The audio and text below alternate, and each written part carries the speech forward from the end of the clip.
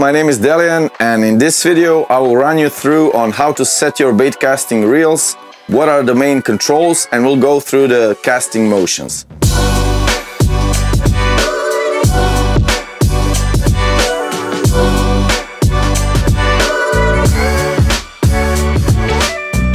The main advantage of a bait caster over a standard spinning reel is that the transmission is far more powerful in a much more compact package, as the gearing is in line with the spool. So you will crank bigger lures with bigger drag with a lot less effort. Also, casting bigger lures is much easier with a bait casters. Another advantage is a far superior casting control, as you will use your thumb to stop the spool at a desired distance. The moment you press your reel handle, the reel will engage. So basically, you will make a lot more casts in a day. Also, your casting distance will not be affected by the line diameter. So therefore, with a bait casters, you can use far heavier lines than with a standard spinning reel.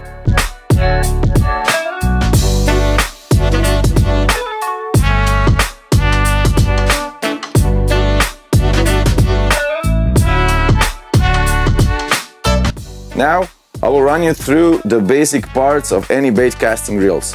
Any bait casting reel will have a double handle, will have a star drag, will have a tension knob, will have a centrifugal brake, and obviously a spool and a thumb bar which releases the spool. Cranking motion on a bait caster is made just from your wrist, and it's a much shorter movement, so therefore your cranking feel is much better.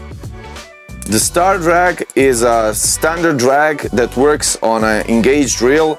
It's basically the same as with the spinning reel, but me personally, I like to use the thumb bar and use my thumb control as my drag. So basically, if I see fish surging, I will use my thumb to control on how much line I will give off. The thumb bar is at the bottom of a bait casting reel, and this serves just to free spool the reel. So when you press the thumb bar, your reel is free spooling, you make your cast, and the moment your lure drops in the water, or before it drops in the water, you just crank a little bit and your reel is engaged. So this will provide a much more casts throughout the day with a bait caster. Savage Gear bait casting reels have two casting controls. The one on the left is a tension knob, which creates direct friction under the spool, and one on the left is centrifugal brake. So the centrifugal brake will control the speed of your spool. So tension knob will control the friction and the centrifugal brake will control the speed.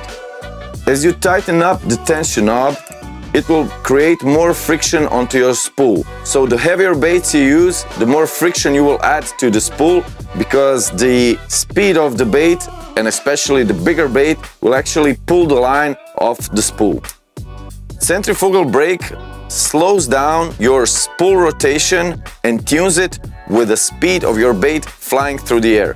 The most critical point of bait casting is immediately after you launch your bait, because at this point your bait speed is at fastest. So this is where the centrifugal brake comes in. The better you will get at casting, the less centrifugal brakes you will use, and you will use your thumb a lot more. It's all about the thumb.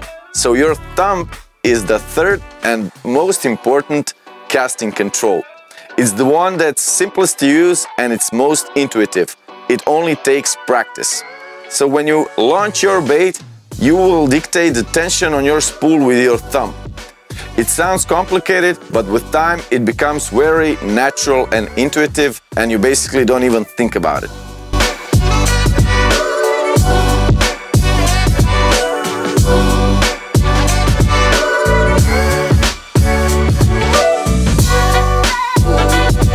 Here is how you will set your bait caster if you're completely new with a bait caster or you have just started using it. The centrifugal brake set at a medium setting, say 5 out of 10.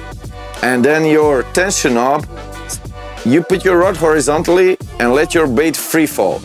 Tighten your tension knob until when the bait hits the ground or the water, your spool stops turning. So basically, if your lure hits the water and the inertia of the lure will not cause any overrun. This is as basic as it gets. Feel free to actually loosen up your tension knob a little bit right away. But more importantly, make sure that you use a heavy bait and make sure that at first you do not use a high-speed cast. So basically, lob your bait and do not use much force, at least until you get comfortable with how your spool reacts, with how your bait flies, and with how you use your thumb. Also, a very good tip is not to overfill your spool with line. With your spool half full, each turn of your spool will feed less line out of your reel. So this will prevent your overruns and backlashes.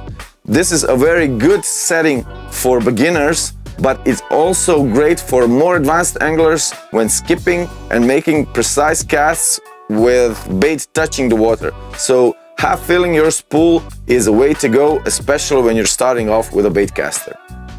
Savage Gear bait casting reels have a few features I want to point out that make it stand out and make it really a great bait casting reel. The first feature is a non-lost tension knob.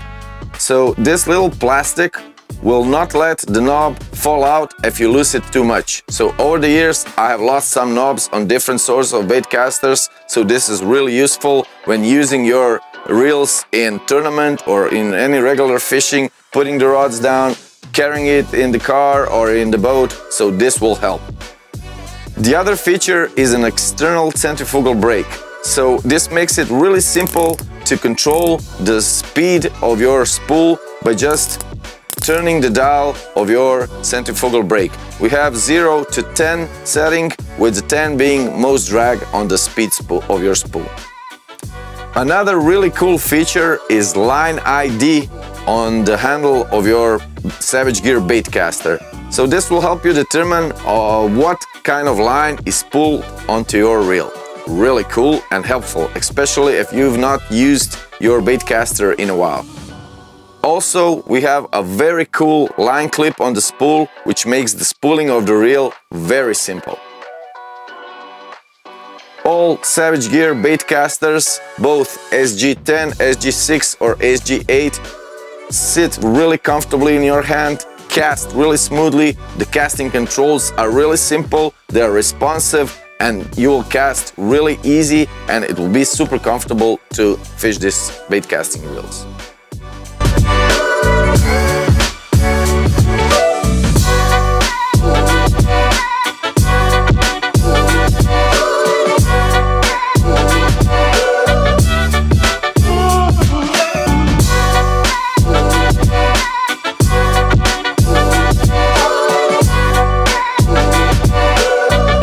So the first and most common cast with a bait caster is an overhand cast. It's basically the same cast as you would do with a spinning reel. It doesn't offer precision, it doesn't offer quiet lure water entry, but it offers you distance. So what you will do is let your lure down at the half length of your rod, pull your rod behind your back and launch your bait at a 45-degree angle. Make sure you thumb your spool, especially at the beginning of your cast, because at that point the difference between speed of your lure and speed of your spool rotation will be the greatest, and this is where you need to use your thumb. Also use your other left hand, if you're right-handed, to launch your rod and to load your rod, and helping with your other hand at the butt will actually help you launch and cast entire day with far less effort.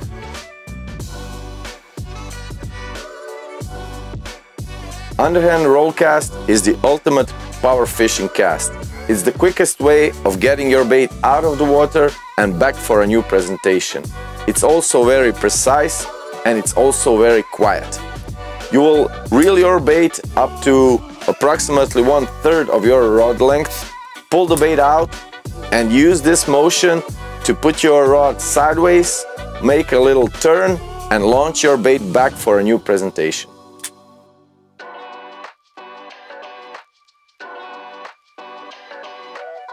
Pitching is a close range technique, super precise and super quiet in presentation.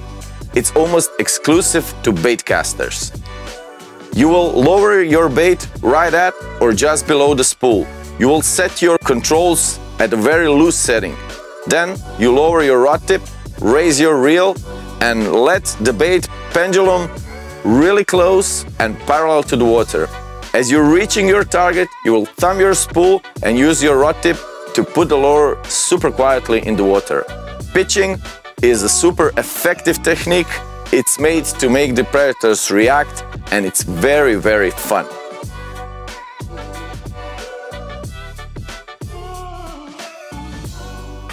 Skipping with a bait caster is very fun. It offers great control. It allows you to cast from forehand, from backhand. You can underhand skip and you have a great control of the bait. But also it's the most challenging bait casting cast there is. The lure choice is very important when skipping because not all baits are good skipping baits. So for example, soft plastic baits, frogs skip well, but spinnerbait will not be easy to skip. Also the rod is very important because it has to load and launch your bait near the surface. Really important when skip casting is not to overfill your spool with line. Also use a thick braid for skipping, for example 60-pound braid. This all will allow your reel not to feed too much line and in a way control the trajectory of your bait. You will also need to use your thumb to control the amount of line that you feed to the bait. Basically, when you make a skip cast, you control your bait all the way from launching your bait until reaching the target. When you start skip casting, make sure your centrifugal brake is at high because you want to slow down the speed of your reel. But as you will get better, you will start using less force with your skipping cast, you will make a much quieter presentations and you will start using your thumb a lot more. Hope this video was helpful. There is no need to be afraid of the bait casters. They're amazing tools. Please like and subscribe Savage Gear channel. These reels will be available across Europe in January 2022. See you in our next video.